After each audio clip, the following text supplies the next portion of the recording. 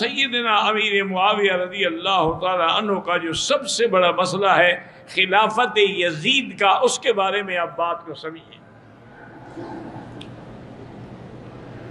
حضرت معاویہ نے سوچا کہ پہلے بھی بڑا اختلاف ہوا، جنگیں ہوئیں، نقصان ہوئے، اب میری موت کے بعد بھی ایسے حالات نہ ہو جائیں، اب میں کمزور ہو گیا، بوڑھا ہو گیا، کب تک میں زندہ رہوں گا؟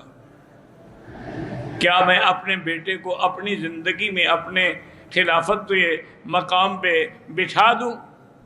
اور اس کے لیے بیعت لے لوں؟ آپ نے مروان ابن الحکم کو بھی خط لکھا کہ ارباب حل و عقد جو ہیں مدینے والے، ان سے مشورہ لیں کہ کیا میں یزید کو خلیفہ بناؤں،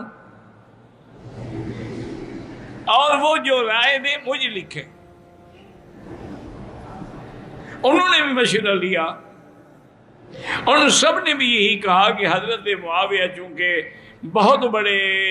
فراست والے ہیں، سمجھنے والے ہیں معاملات کو، اگر بہتر سمجھتے ہیں تو ٹھیک ہے۔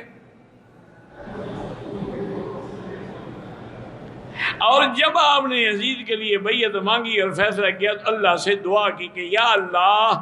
اگر یہ میرا فیصلہ ٹھیک ہے اور یزید اس کا مستحق ہے تو اس کی مدد فرما، اور اگر یہ میرا فیصلہ غلط ہے اور یزید اس کا مستحق نہیں ہے تو اس کی خلافت کبھی کامیاب نہ ہو۔ اور جس وقت حضرت معاویہ نے یزید کو خلیفہ بنایا تو یزید کے ایسے حالات نہیں تھے کہ اس کو خلافت نہ ملتی ہے، تو بعد میں بدلا ہے جب اقتدار آیا اس کے ہاتھ میں، ورنہ وہ تو جہاد میں شریک رہا، جنگوں میں شریک رہا، بڑا دین پہ چلنے والا، پابندی کرنے والا۔ یہ الگ بات ہے کہ اقتدار آنے کے بعد اس کے دماغ میں تبدیلیاں آنی شروع ہو گئی۔ یہ کہنا ہے کہ آدمی جب اقتدار آتا ہے یا دولت آتی ہے تو پھر ایسے حالات پیدا ہو جاتے ہیں۔ بعد میں یزید کے کردار کی کوئی گواہی نہیں دیتا، بلکہ اکثر یہی کہتے ہیں کہ اس کے اخلاق اور کردار ہر لحاظ سے اسلام کے خلاف تھا۔